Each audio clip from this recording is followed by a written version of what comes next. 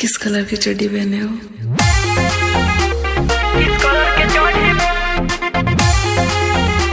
किस colour के चड्डी पहने हो?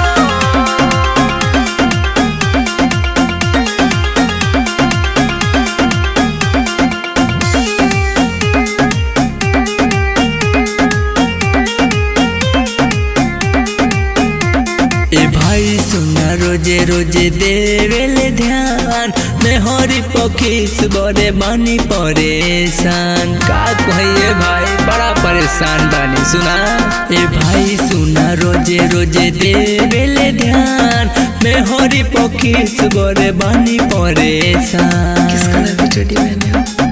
रोंग नंबर फोन करके मौगी खाली पूछे हो किस कलर के चड्डी पहने हो, किस कलर के चड्डी पहने हो, किस कलर के चड्डी पहने हो। किस कलर के चड्डी? किस कलर के चड्डी पहने हो?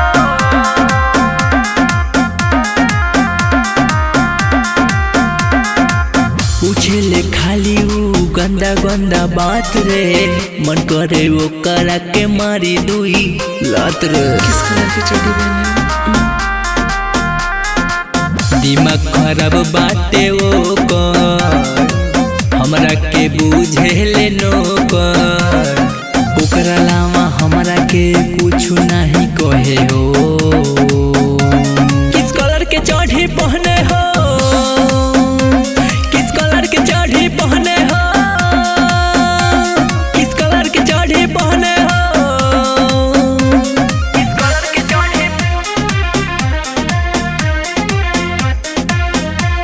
किस कलर के चड्डी पहने हो?